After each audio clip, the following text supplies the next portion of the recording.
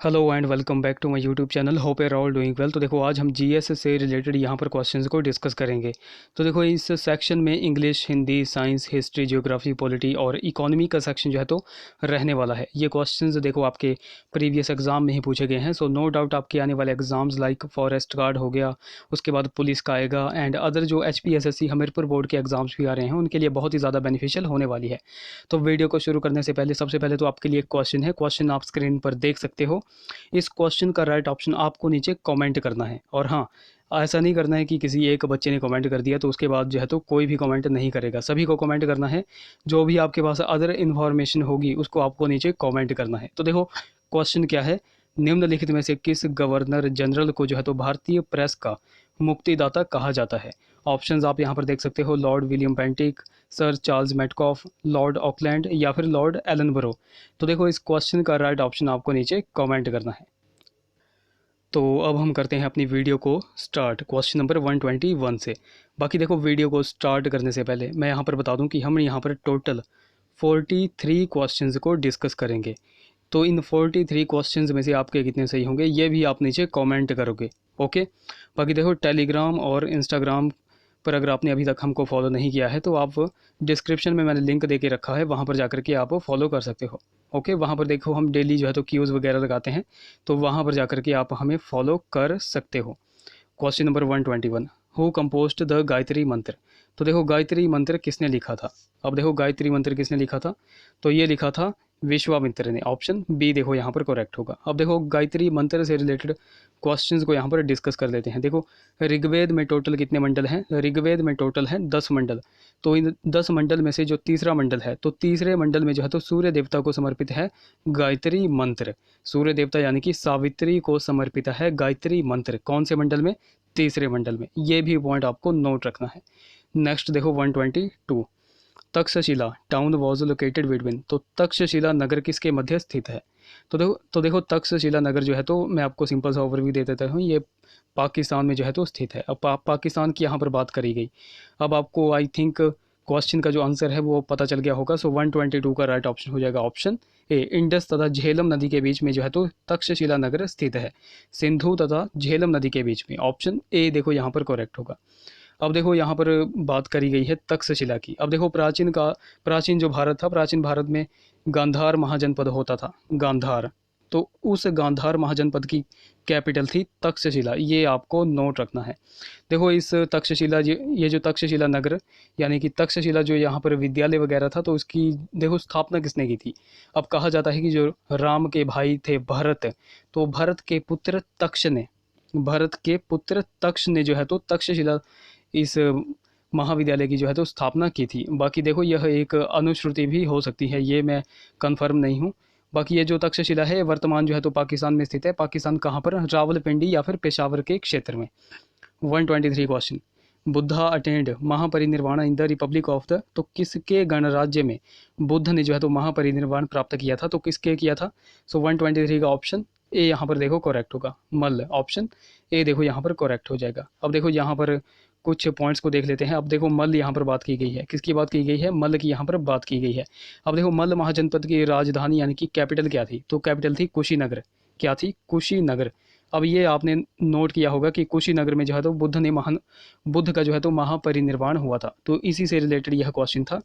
कुशीनगर जो है तो किसकी कैपिटल थी, तो ये मल्ल महाजनपद की कैपिटल थी। ये पॉइंट पहले तो आपको नोट रखना है। अब बात करते हैं यहाँ पर बौद्ध धर्म की। बौद्ध धर्म के देखो संस्थापक कहा जाता है ऋषभ देव को। किसको कहा जाता है, सॉरी ऋषभ देव जो थे तो जैन धर्म के संस्थापक थे। अगर बौद्ध धर्म की अगर बात की जाए, बौद्ध धर्म के संस्थापक कौन थे, महात्मा बुद्ध थे। ओके।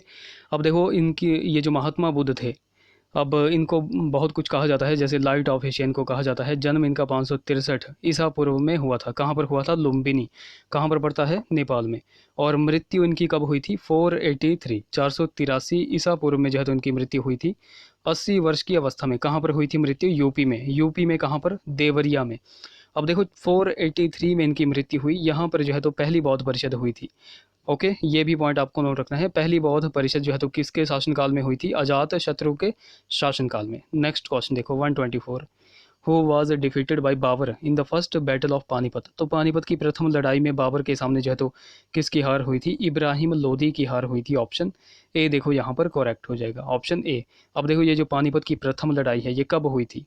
पानीपत की प्रथम लड़ाई 1526 में हुई थी। बट देखो स्टूडेंट्स को कंफ्यूज करने के लिए जो है तो पूरी डेट दे दी जाती है कई बार, तो आपको नोट रखना है 21 अप्रैल 1526। 21 अप्रैल 1526 को जो है तो पहली जो है तो पानीपत की प्रथम लड़ाई हुई थी। ये पॉइंट भी आपको नोट रखना है। 125 which was the birth place of Guru Nanak. तो गुरु नानक का जो है तो जन्म स्थल कौन सा है? तो यह है तलवंडी, वर्तमान Pakistan. Next, the English introduced ryotwari settlement in. तो रैयतवाड़ी व्यवस्था अंग्रेजों द्वारा कहाँ लागू की गई थी? तो देखो एक सिंपल सा यहाँ पर ओवरव्यू में आपको दे देता हूँ। ये यहाँ पर देखो, ये चलो ये मान लो इंडिया है, ठीक है, ये है इंडिया। अब देखो यहाँ पर सबसे पहले यहाँ पर देखो ये है इंडिया। अब देखो इंडिया है ये, तो यहाँ पर आपको पता चल गया। अब अंग्रेजों ने जो है तो 3 बंदोबस्त वगैरह लागू किए थे। कौन कौन से? एक तो हो गया स्थाई बंदोबस्त, दूसरा हो गया रैयतवाड़ी और तीसरा हो गया महालवाड़ी व्यवस्था।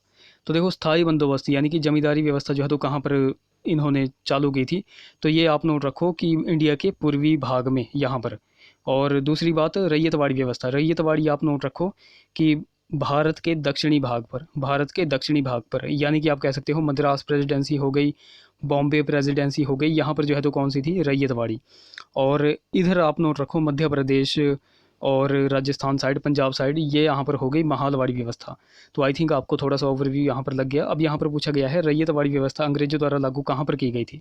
तो अभी मैंने आपको बताया कि ये भारत के दक्षिणी भाग में लागू की गई थी, यानी कि मद्रास तथा बॉम्बे दोनों प्रांत में जो है तो लागू की गई थी। अच्छा, लागू किसने की थी रैयतवाड़ी व्यवस्था? तो ये की थी थॉमस मुनरो और कैप्टन रीड ने। थॉमस मुनरो और कैप्टन रीड ने जो है तो इसको लागू किया था सबसे पहली बार 1795, 1795 में इसको लागू किया गया था।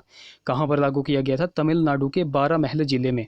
कहाँ पर? तमिलनाडु के 12 महल जिले में। देखो ये भी क्वेश्चन बहुत बार एग्जाम में बनता है, इसलिए मैं आपको बता रहा हूँ।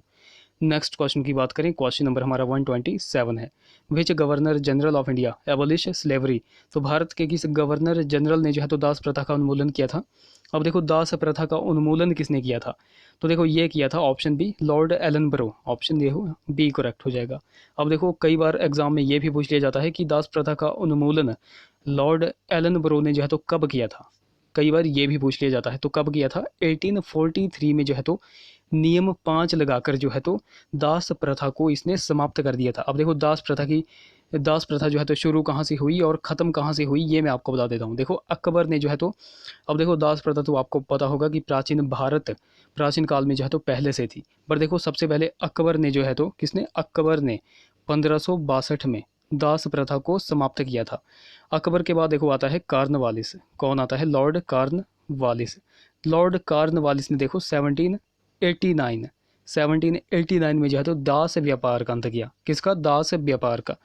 उसके बाद जो है तो लास्ट बार लॉर्ड एलन बरो ने जो है तो 1843, ये मैंने आपको अभी बताया, 1843 में जो है तो नियम 5 लगाकर दास प्रथा को पूरी तरह समाप्त कर दिया था। तो देखो इन 3 पॉइंट्स को आपको नोट रखना है, यहाँ से क्वेश्चन बनते हैं। नेक्स्ट देखो 128 question, Moplah revolt took place in. Moplah विद्रोह देखो कहाँ पर हुआ था? सबसे पहला क्वेश्चन तो ये आपको जो है तो यहीं पर पता चल गया कि मोपला विद्रोह जो है तो कब हुआ था? 1921 में। और हुआ कहाँ पर था? तो हुआ था यह केरल में। ऑप्शन ए देखो यहाँ पर करेक्ट हो जाएगा, केरल में हुआ था। ओके, अब देखो यहाँ से भी एक क्वेश्चन बनता है कि इसके नेता कौन थे? मोपला विद्रोह के नेता कौन थे? तो मोपला विद्रोह के नेता थे अली मुस्लियार। कौन थे? अली मुस्लियार इसके नेता थे। ये पॉइंट आपको नोट रखना है। Question number 129, under which article of the constitution of India the president of India can be impeached. तो भारतीय संविधान के किस अनुच्छेद के अंतर्गत राष्ट्रपति के सामने महाभियोग चलाया जा सकता है? तो आर्टिकल 61। ऑप्शन ए देखो यहाँ पर करेक्ट हो जाएगा। नेक्स्ट क्वेश्चन की बात करें, क्वेश्चन नंबर हमारा 130 है। Who is the guardian of fundamental rights enumerated in Indian constitution. तो भारतीय संविधान में दर्शाए गए मूलभूत अधिकारों के संरक्षक कौन है? तो देखो भारतीय संविधान में दर्शाए गए मूलभूत अधिकारों का संरक्षक कौन है? तो ये है सुप्रीम कोर्ट, सर्वोच्च न्यायालय। ऑप्शन ए यहाँ पर करेक्ट होगा। 131 question, to be eligible for election as president of India a person must have completed the age of. तो भारत के राष्ट्रपति का चुनाव लड़ने के लिए किसी व्यक्ति को कितनी आयु होना आवश्यक है?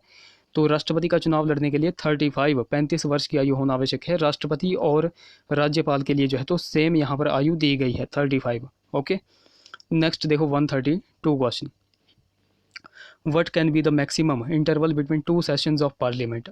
तो संसद के 2 सत्रों के बीच महत्तम कितनी अवधि का अंतराल हो सकता है, तो ये हो सकता है टोटल 6 मंथ्स का। ऑप्शन डी देखो यहाँ पर करेक्ट हो जाएगा। 132 का डी ऑप्शन यहाँ पर करेक्ट होगा। 133 the final authority in India to adopt the 5-year plan for the country vest इन।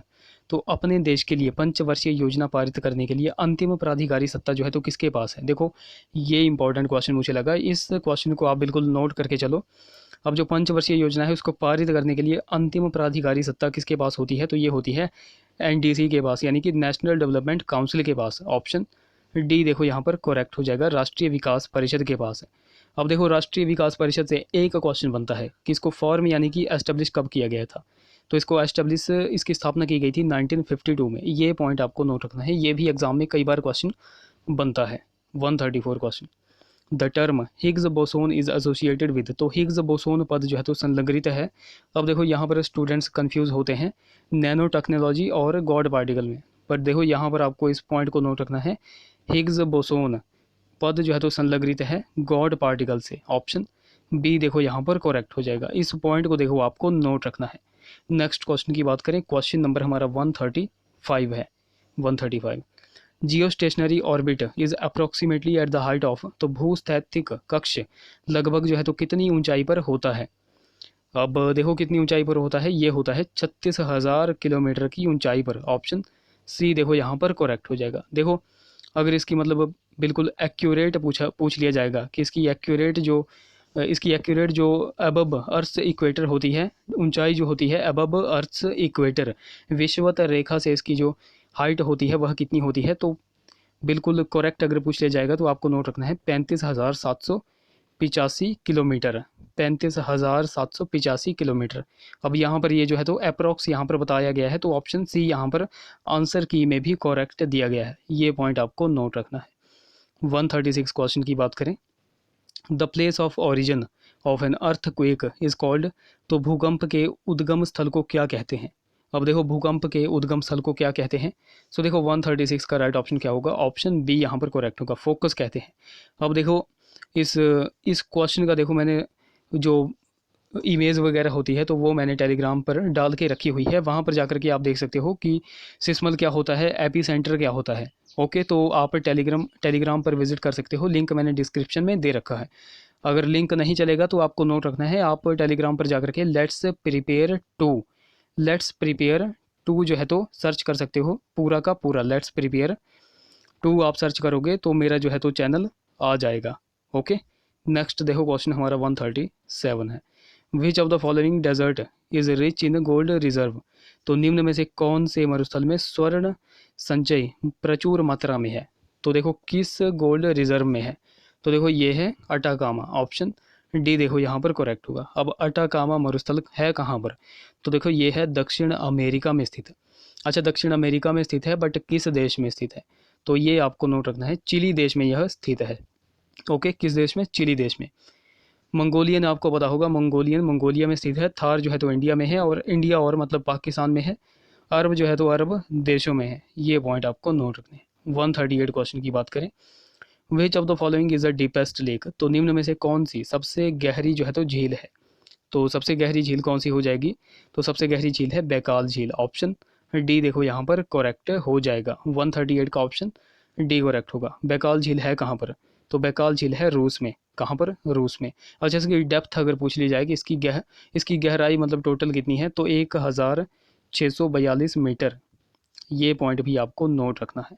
बाकी गाइज अगर आपको वीडियो अच्छी लग रही होगी तो जरूर से इस वीडियो को लाइक करें, और जो मैंने क्वेश्चंस आपको बताए हैं उन क्वेश्चंस का राइट ऑप्शन नीचे जरूर कमेंट करें। 139 question, which of the following is not a green house gas. तो निम्न में से कौन सी ग्रीन हाउस गैस जो है तो नहीं है, कौन सी नहीं है। अब देखो ग्रीन हाउस गैस में आपको बता देता हूँ कौन कौन सी हैं। तो देखो ग्रीन हाउस गैस हैं, जैसे मीथेन है ग्रीन हाउस गैस, उसके बाद nitrous oxide greenhouse gas है, carbon dioxide greenhouse gas है, उसके बाद ओजोन जो है तो ग्रीन हाउस गैस है, उसके बाद क्लोरोफ्लोरोकार्बन, ये भी ग्रीन हाउस गैस है। उसके बाद कार्बन मोनोऑक्साइड, ये भी ग्रीन हाउस है। उसके बाद सल्फर डाइऑक्साइड, ये भी ग्रीन हाउस है। पर देखो यहाँ पर ऑप्शन दिया गया है ऑप्शन डी आर्गन। आर्गन जो है तो एक ग्रीन हाउस गैस नहीं है। ऑप्शन डी यहाँ पर देखो करेक्ट होगा। 140 an instrument that measure air pressure is called. तो वायु दाब मापने की वाले उपकरण को जो है तो क्या कहते हैं? तो देखो वायु दाब मापने वाले उपकरण को कहते हैं बैरोमीटर। ऑप्शन ए देखो यहाँ पर करेक्ट हो जाएगा। 141 tidal forest is otherwise called as. तो ज्वार वन का दूसरा नाम क्या है? अब देखो ज्वार वन को दूसरा नाम क्या है? तो ज्वार वन को ही मैंग्रोव फॉरेस्ट कहते हैं, मैंग्रोव वन कहते हैं। ऑप्शन सी देखो यहाँ पर करेक्ट हो जाएगा। 142 क्वेश्चन की बात करें, the first oil refinery in India was set up at. तो भारत में प्रथम ऑयल रिफाइनरी जो है तो कहाँ पर लगाई गई थी? तो ये असम के डिगबोई में लगाई गई थी। 142 का देखो ऑप्शन सी यहाँ पर करेक्ट होगा। अच्छा, इंडिया की सबसे बड़ी ऑयल रिफाइनरी कौन सी है? तो देखो इंडिया की सबसे बड़ी ऑयल रिफाइनरी है जामनगर।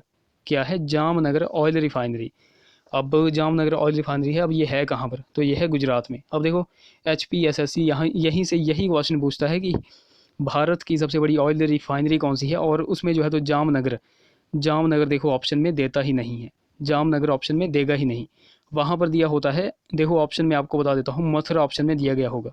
तो आपको सिंपली मथुरा पे टिक कर देना है। मथुरा जो है तो इसके बाद जो है तो जामनगर के बाद जो है तो सबसे बड़ी ऑयल रिफाइनरी हो जाती है। ओके, नेक्स्ट देखो क्वेश्चन हमारा 143 है। In India the most important source of energies. तो भारत में ऊर्जा का सर्वाधिक महत्वपूर्ण स्रोत कौन सा है? तो ऑब्वियसली कोयला, कोल जो है तो भारत में ऊर्जा का सबसे इंपॉर्टेंट जो है तो सोर्स ऑफ एनर्जी है। ऑप्शन डी यहाँ पर देखो करेक्ट हो जाएगा। 144 क्वेश्चन की बात करें, the leading wheat producer state in India is. तो भारत में अग्रणी गेहूं उत्पादन करने वाले राज्य कौन से हैं?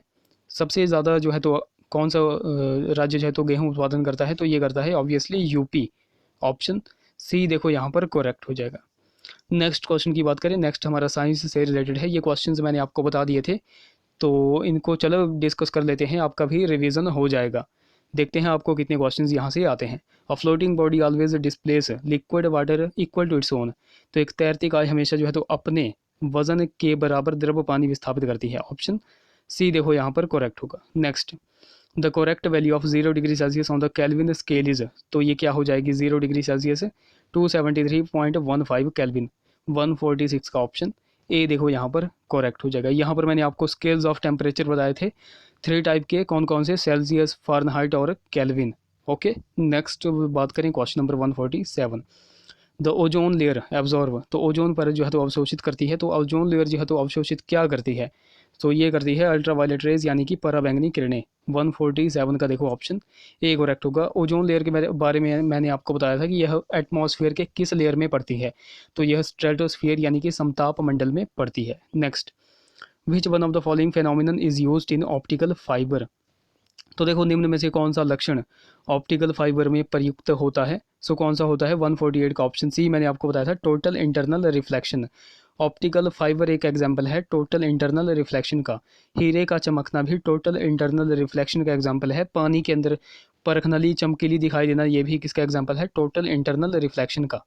नेक्स्ट देखो 149, alcoholic fermentation is brought about by the action of. तो किसकी क्रिया द्वारा इसको एल्कोहलिक किण्वन करवाया जाता है? तो ये करवाया जाता है कार्बन डाइऑक्साइड की। ऑप्शन ए देखो यहाँ पर करेक्ट हो जाएगा। 150 question, which one of the following is a good source of protein. तो निम्न में से प्रोटीन का अच्छा स्रोत है सोयाबीन। नेक्स्ट, क्लोव इज तो लौंग है एक, तो देखो लौंग है एक dry flower bud. Option B correct होगा।